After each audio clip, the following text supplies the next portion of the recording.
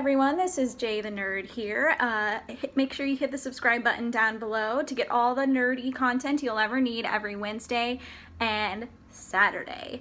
Now today we're going to be talking about the movie Love and Monsters, which stars my number one celebrity crush, Dylan O'Brien, who is one of the stars of Teen Wolf, which is a show that I just recently explained to my fiance in our newest episode of our podcast that went up on Friday. The podcast is Nerdily Ever After, and you can find it on Podbean, Apple Podcasts, Google Podcasts, and Spotify.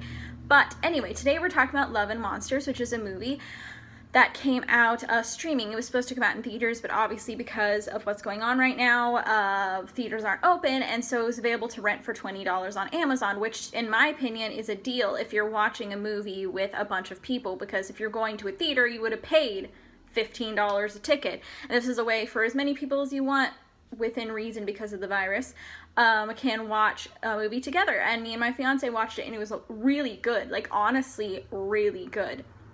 And basically it's about humanity sends missiles to an asteroid that's about to head to Earth to stop it from hitting Earth. And basically little pieces of the asteroid and the radiation from nuking the asteroid mutates pretty much all of the animals, like a lot of the animals in the world, like lizards and bugs and things like that. I don't think it does it to dogs and cats. I think it's just cold-blooded animals. But basically there's giant ants like the movie from Them, and there's giant bees, and there's giant frogs, and there's giant crabs, and it's a horrifying mess. So basically it creates an post-apocalyptic world, which, you know what, I was kind of tired of post-apocalyptic things, and I hadn't watched or read any of those in a long time, but I decided to give Love and Monsters a try because I will literally see anything that Dylan O'Brien is in, and I was pleasantly surprised. And they didn't go with any of the tropes.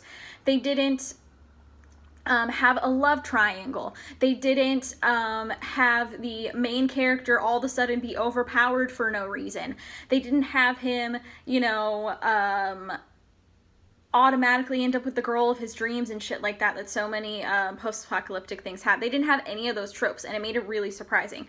By the way, I'm going to do some spoilers in this video, so if you haven't seen it and want to see it, pause the video before and finish this when you finish the movie. But anyways, it's about Joel Dawson, who's played by Dylan O'Brien. He's separated from his girlfriend, Amy, and then it flashes forward 7 years later, and he has survived in an underground bunker with a colony of people and has been communicating with his girlfriend for 7 years over the radio.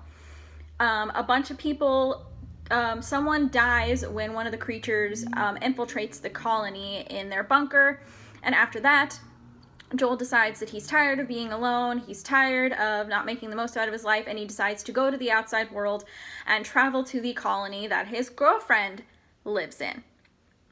And he knows nothing about fighting the monsters at all, but because he is smart, he finds his way around, and he also happens to run into a really awesome survival played by Michael Rooker and his character's daughter named Minnow. And they were really, really funny and a really good addition to the show, to the movie. And he also finds a dog, and he calls the dog Boy, and me and my fiance made a joke that basically this is a combination of The Last of Us and God of War, because his name's Joel in a post-apocalyptic, like, beautiful landscape. And then he has a dog that he calls Boy, which is like in God of War when Kratos calls his son Boy. So we kept making that joke when we were watching the movie. But basically it's him trying to survive, and because he's smart, he manages to survive. And it's just one of the things that I liked the most about the movie was that it didn't do the typical all of a sudden I'm overpowered because I'm the main character thing. Everything actually felt incredibly realistic for a post-apocalyptic movie. He makes it to the colony that his girlfriend is in, and he finds out that she hasn't been waiting around for him, and she's dated other people And I liked that. I like that they didn't do the trope where she's just been sitting on her ass for 7 years and they magically end up together. They don't even end up together in the end of the movie. He goes back to his colony because that's his true family. And I just really honestly appreciated that. All the stuff that, it went against the tropes. And there's a scene where he, fights a giant crab that this one group is using to attack his girlfriend's colony, and he doesn't even attack it by like all of a sudden becoming overpowered at the end. He attacks it by showing it love and recognizing the fact that while these things are giant, they're still animals. And it was just a really unique way to end it all. And I don't know, I freaking loved the movie, and it made me wish and hope for more post-apocalyptic things like this that go against the tropes, and also, star Dylan O'Brien maybe. And it was really sweet, and I just really freaking loved it. It was really interesting.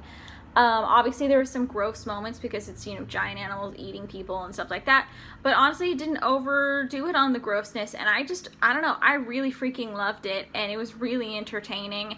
And I think that if you are looking for a good movie to watch over the weekend, and you can spare those $20 that you normally would use to go see a movie in a theater, it's freaking worth it, and I highly, highly suggest it.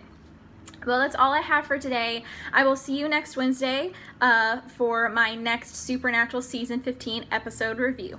Bye!